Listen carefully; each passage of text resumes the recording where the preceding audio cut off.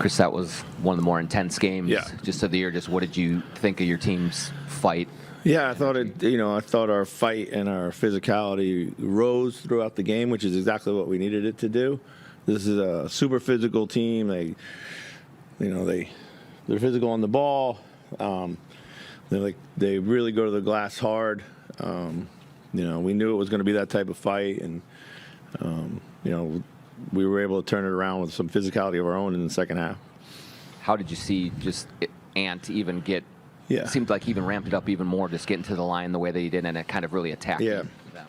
Well, what he's doing such a great job of right now is he's making quick decisions. He's not like when he has a chance to race, he races. When he has a chance to shoot, he shoots. When he comes and catches the ball behind the play, he's playing off the catch more, and that's really resulted in a lot of trips to the free throw line, which is exactly like the way that we need him to play. But he's been special these last couple of games, absolutely special.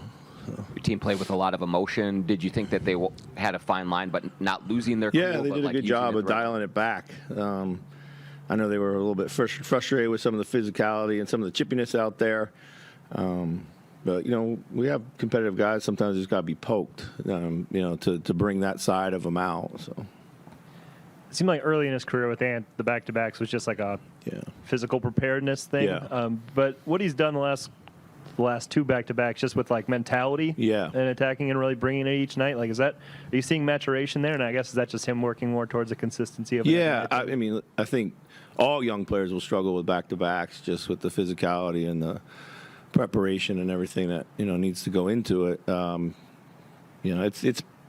It's been a while since I say struggle with back-to-back, but it is mostly it's mindset, being a good pro, eating right, getting to bed, getting the good sleep, getting into your routine, like all that stuff matters, so. But just in terms of the mindset, like it doesn't seem like it was that often in the past where like he would have this aggressive mindset just game to game, like whether it's back-to-back or not, and we've seen it now 4 out of the last 6, and he obviously missed one of those in between, just the consistency of him playing this way.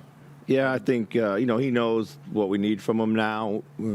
We've seen this before when we've been shorthanded at times, too. So.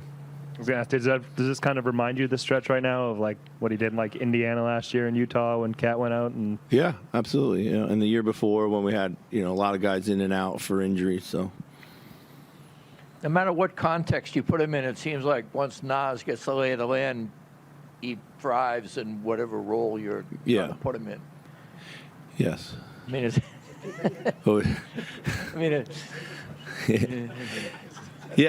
I think I'm assuming I know where that's going to go. I think a lot of it's attributed to just how much game and skill Nas has. You can throw him in at the 3 for minutes. You can probably do it for more than we have done it, to be honest with you. But we have so many other wings that we need to get on the floor. You can once we figure out good coverages for him in that game, he can play the 5. He's learned to navigate at the 4. It all comes down to defense more than offense. I don't think offensively it changes too much for him. But I thought. I know he was a little frustrated. I think he wanted to see his shot go in a bit more, but he kept battling. Defensively, I was really pleased with him tonight. So.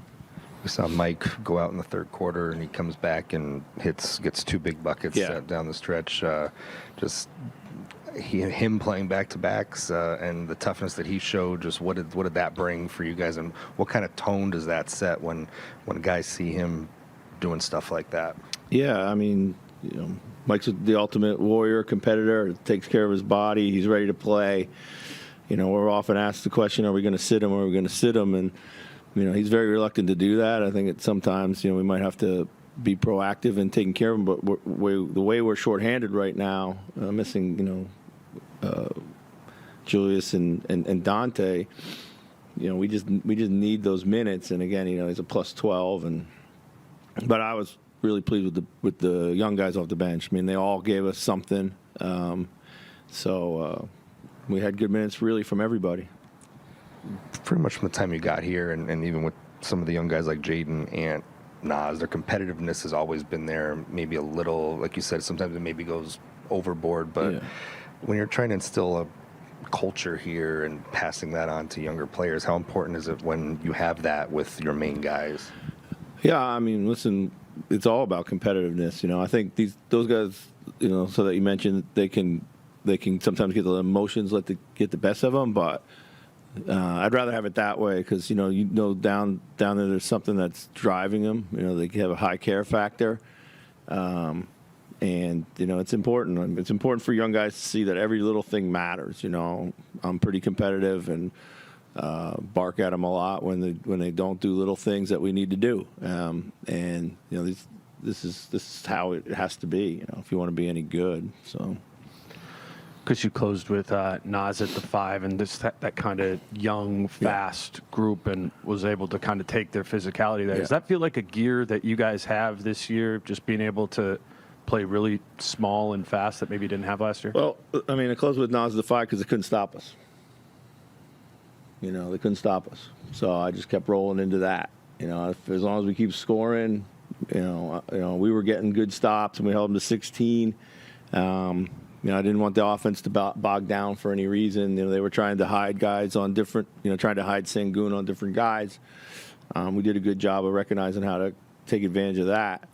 But, obviously Ant made some huge shots and got rolling. But, we created the floor space for him to do that. And that's why I did it. So. And just, I mean, it was one of your really good clutch time games. This closing the game. Yeah. I mean, what sort of things would you point to that you did better in I think we got into our stuff earlier. We didn't bleed the clock super late. Particularly knew that they were gonna, put multiple bodies on Ant. I thought we did a good job of finding the right screener early too. Ant did a great job of turning corners, getting downhill. And then, we moved the ball, we stayed patient, and then we made a bunch of shots at the end of the shot clock, which are our backbreakers, So. You mentioned the Rockets trying to hide Sengun on a handful of guys, and they were doing that a lot in the first half, especially with Terrence Shannon out there. Yes. And he was playing confident, aggressive. Yeah. What did you see from him that not only led to going for him in the first half, but then how he kind of... His minutes were really good. Makes a 3 on his first touch. That's hard to do, and Ant found him when they doubled and, drive with the big dunk. What we love about TJ, he's got a very well-defined game. Plays with a lot of force, a lot of physicality. I thought he got fouled on a couple of his drives that, maybe they don't reward. But I thought he created good contact. Should have been a trip to the free throw line for him. So, but, it was really good to see, and, hopefully we'll see more. Just talked about the offensive rebounding last night, but 26 second chance points, 10 in the fourth. What's the value in just finding something like, 3-point shooting variance and whatnot, but something repeatable, like the second chance thing that you can lean on every night? Yeah, that's one thing we've been asking ourselves as a coaching staff over and over. Like, what can we do? What can we repeat? We should know our team well enough now that we can ask these questions. And guys have done a great job of committing to the glass. We've showed a lot of tape where we haven't made the effort on the glass, or we've made a half-ass effort on the glass. And the league right now, it's a free-for-all on the offensive glass. Everybody's going. So if you're not going, it's like playing fast or shooting threes was 5, 6, 7, 8 years ago. Like, if you're not doing these things, you got to play catch up somewhere else, and it's hard to do. So. It doesn't seem like you're giving up more transition opportunities because of it. No, I think that, they got to secure the rebound to run. If you're going in numbers, you can keep them penned in. It's what a lot of teams do, and then you see it more and more. Thank you.